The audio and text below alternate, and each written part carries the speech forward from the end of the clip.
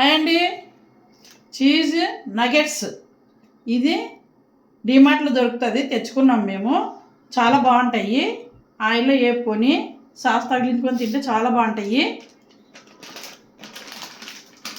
ఇది మసాలా ఫ్రైస్, ఇది కూడా బాగుంటుంది. చూద్దాం ఇప్పుడు ఎలా వేపుకోవాలనేది. ముందుగా కళాయి పెట్టి ఆయిల్ వేసి స్టవ్ వెలిగించుకొని చూడండి ఇలా కట్ చేసుకొని చీజ్ నగెట్స్ ఇలా ఉంటాయండి,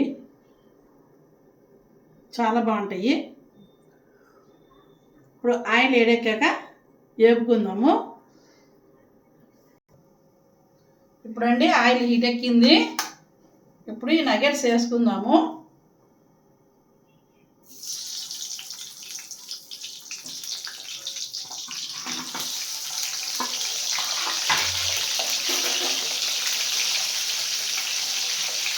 ఇవి వేగేంత వరకు కలపొద్దు, ఎక్కువగా కలపకూడదు, కొంచెం వేగనిచ్చి కలుపుకోవచ్చు.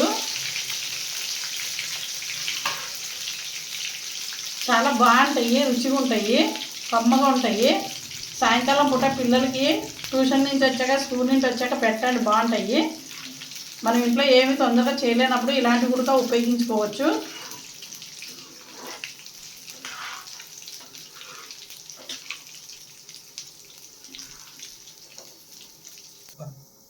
చూడండి కొంచెం కొద్దిగా కలర్ చేంజ్ అవుతున్నాయి. మనం వేసేటప్పటికి ఇప్పటికి ఎలాగున్నాయో చూడండి, చూపిస్తాను నేను. ఇలాగున్నవి ఇలాగున్నాయండి, ఇలాగున్నవి ఈ కలర్ వచ్చాయి. ఇంకా అవ్వాలి, ఇవి ఇంకా రెడ్గా రావాలి, గోల్డ్ కలర్లోకి రావాలి. ఇవి అయ్యాయండి, తీసుకుందాం ఇంకా బయటికి ఆయిల్లోంచి. ఆయిల్ ఏమి ఎక్కువ పీల్చుకోవండి ఇవి. ఇవి వెజ్జేనండి, నాన్ వెజ్ కాదు, ఎవరైనా తినేయచ్చు.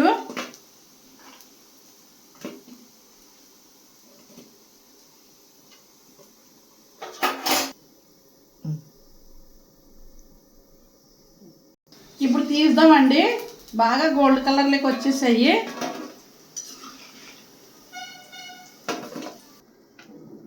ఇప్పుడు మసాలా ఫ్రైస్ వేపుకుందామండి ఆయిల్లో. మసాలా మిక్స్కి చూడండి, ఈ మసాలా ఇస్తారు ప్యాకెట్లోనే, 2 ప్యాకెట్లు ఇస్తారు ఇందులో ఇలాంటివి. ఇప్పుడు నేను ఒకటైతే కటింగ్ చేసి కలుపుతున్నానండి.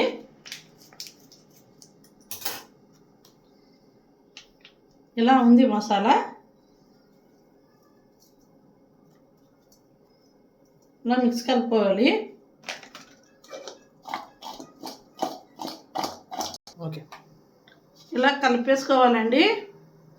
ఇలా కలిపేసుకొని ఇలా ఆయిల్లో వదిలేసుకోవాలి.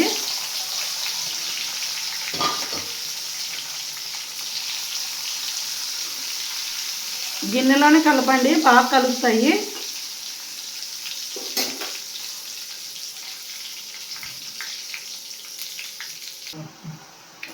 గోల్డెన్ కలర్లోకి దగ్గర పడ్డాయండి, చూడండి కలరు.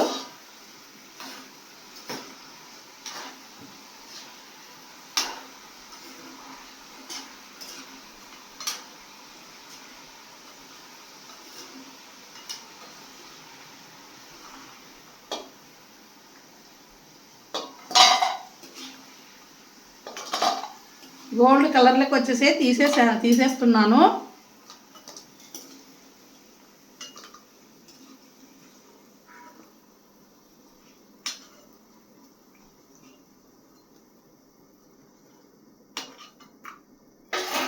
స్టవ్ కట్టేసుకుందాము. ఇప్పుడు ఇంకో కొద్దిగా మసాలా కలుపుదాము.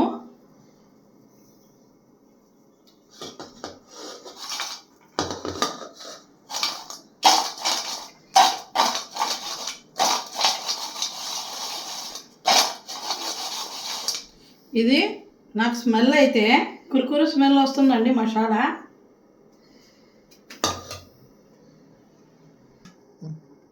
చూడండి ఒకటి కట్ చేసి చూద్దాము.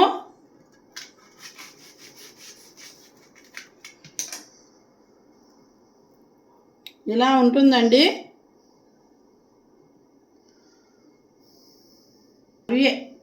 చీజ్ కూడా వేసారు.